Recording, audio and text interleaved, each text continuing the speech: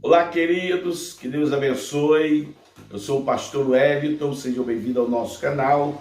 Que Deus esteja derramando bênçãos aí na tua casa. Se você está triste, a palavra desta hora é que Deus venha alegrar teu coração. Se você está atribulado, que o Senhor venha trazer paz aí na tua casa. Se tiver alguém doente, vamos pedir ao Senhor que Ele venha curar as enfermidades. Se tiver alguém oprimido, vamos pedir ao Senhor, Deus, venha libertar esta pessoa de todo o mal. Irmãos, é a palavra do dia de hoje que eu gostaria de deixar para você, para o teu coração. É aquela história bonita que fala sobre Naamã. A palavra do Senhor diz que Naamã era um homem leproso, ele tinha todas as qualidades boas, era um homem de posse, tinha empregados, era um grande general da batalha. Naamã, ele era um homem de muito sucesso, né, nas pelejas que ele obteve para o rei, e ele é uma pessoa de benquista na sociedade. Mas, diante de todas as qualidades, ele tinha um problema seríssimo, que ele era leproso. E a palavra do Senhor diz, irmãos, que um dia uma menina que foi levada cativa disse para a mulher de Naamã: olha, quem dera se Naamã tivesse um encontro com um homem de Deus, e esse homem de Deus restauraria a saúde de Naamã. Quando a mulher ouviu falar isso, que havia lá em Israel um homem de Deus, um homem que tinha autoridade para repreender toda a enfermidade, aquela mulher chegou para Naamã e contou para Naamã: Naamã, olha, a menina aí está dizendo que tem um homem lá em Israel que, olha, é um profeta, é um homem abençoado, ele ora e Deus cura, e que Deus pode curar a enfermidade sua. E Naamã ficou muito feliz, pediu autorização ao rei para ir até a casa do homem de Deus. E quando chegou ali, irmãos, o homem de Deus, Eliseu, ele não chegou nem estar com aquele homem. Mandou alguém dar um recado lá e disse: ó, fala para Naamã para mergulhar no rio Jordão 7 vezes, que ele vai ficar curado. Esse foi o recado que foi dito para Naamã. Naamã ficou uma fera, ficou aborrecido e disse: olha, eu saí de tão longe para mergulhar 7 vezes nesse rio sujo, imundo, poluído. Não tem rios de águas boas, águas limpas. Tem o rio Arbana, tem o rio Farpá, lá perto da minha casa. Por que ele não mandou que eu mergulhasse 7 vezes? Ele não queria mergulhar. E aí apareceu um funcionário e disse: meu senhor, se o homem de Deus te pedisse coisa difícil de fazer, você não faria para restaurar sua lepra? Que custa, né? Para restaurar sua saúde? Que custa? Você mergulhar no rio custa nada. Mergulha, obedece o homem, mergulha 7 vezes, né? Para você receber a cura. E aquele homem pegou, Naamã foi, obedeceu, foi lá e mergulhou 7 vezes.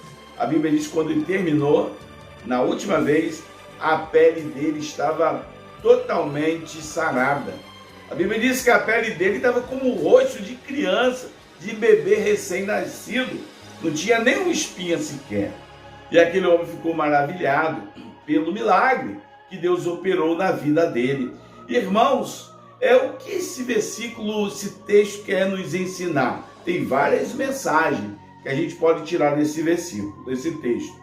Mas da mensagem, de uma lição que nós podemos tirar, é o seguinte: para que nós recebamos o milagre do Senhor, para que Deus opere em nossas vidas, para que Deus haja, para que Deus venha abençoar a tua casa, a tua família, é necessário que nós obedeçamos a ordem de Deus, mesmo até que a gente nem entende. Existem coisas, irmãos, que Deus manda a gente fazer, a gente às vezes não entende, tá? Deus pede para a gente tomar alguma atitude e a pessoa não sabe o porquê. Mas Deus sabe de todas as coisas, irmãos. Deus, ele é um Deus que conhece, ele é onisciente, ele é onipotente, onipresente, ele sabe de todas as coisas. E a nossa mente é muito curta, muito limitada. A Bíblia diz que os pensamentos de Deus não são como nossos pensamentos, e nem o caminho de Deus são os nossos caminhos, e a gente às vezes não entende os mistérios. Mas se foi Deus que mandou, faça, irmão. Se Deus mandou você fazer tal coisa, faça, tá? Se Deus mandou você abençoar alguém, abençoa. Às vezes a pessoa diz assim, houve um caso parecido com isso aí, quando Elias chegou na casa de uma mulher, a mulher não tinha nada para comer, a única coisa que tinha era um pouquinho de trigo, um pouquinho de azeite. Aí o homem de Deus chegou ali na casa daquela mulher, a mulher não tinha nada. Aí sabe o que Elias mandou a mulher fazer? Ele falou, pega o trigo que você tem, pega o azeite, faz um bolo e traz para mim comer. Aí a mulher não tinha nada mesmo, foi lá, preparou um bolo, trouxe para ele comeu, né? E ela só tinha um pouquinho de azeite também. Elias fez o quê? Olha, manda catar os potes, panela, vaso, traga tudo quanto é vasilha e bota tudo dentro de casa. Se não tiver, pega com os vizinhos, pega com todo mundo. Eu quero que você enche a sua casa dessas vasilhas. E a mulher, sem entender nada, as coisas de Deus tem coisa que a gente não entende. Também não é para a gente entender tudo. As coisas de Deus é mistério também. E a mulher pegou, catou tudo, mandou os filhos catar aquela porção de vasilhas e botou ali, espalhou ali em volta ali da casa dela. Aí pegou um vidrinho pequenininho, não tem nenhum vidrinho aqui, pegou um vidro, digamos que seja essa caneca aqui. Aí tinha um pouquinho de azeite. Aí falou assim, ó, despeja esse azeite na vasilha, um pouquinho assim. E ela obedeceu e começou a entornar o azeite dentro da vasilha. E tornou uma vasilha grandona e uma vasilha pequenininha assim, um pote onde dava o azeite pequenininho. E havia muitas panelas ali, vasilha, e ela começou a entornar. Irmãos, o milagre aconteceu ali.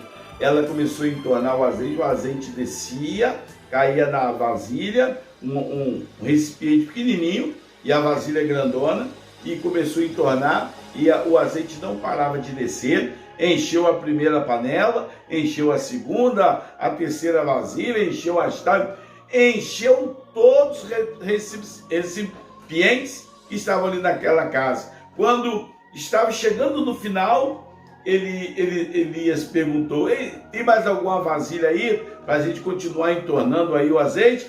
Aí falaram assim, não, nós não temos mais não, já acabou. Quando falou que acabou as vasilhas, o azeite também parou de cair. Amém? Irmãos, está aí, irmãos. É a obediência. Nós temos que obedecer a Deus. Aquele homem Naamã, ele não queria obedecer a voz de Deus. Irmãos, obedeça. A Bíblia diz que obedecer, você já sabe, né? A continuação aí. Sabe o que significa o versículo? Obedecer é melhor do que? Acertou.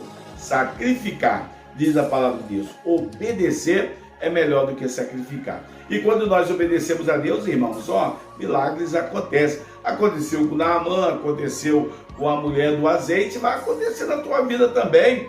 Deus mandou, obedece, é acreditado que você conhece. Manda quem pode, obedece quem tem juízo. Tá bom? Então fica com essa palavra aí, você chegou agora, ainda não é inscrito no nosso canal, fica à vontade, se inscreva aí para ajudar aí, deixa sempre o seu like, que é muito importante, quando a gente pede os irmãos para deixar o like, porque quando a gente deixa o like, o YouTube lá, o computador, ele entende que aquele conteúdo é interessante, é relevante, e ele continua a compartilhar com outras pessoas. Por isso é muito importante o like. Irmãos, ficam todos na paz do Senhor, que Deus te abençoe, e às 18 horas estarei de volta fazendo a nossa oração da fé.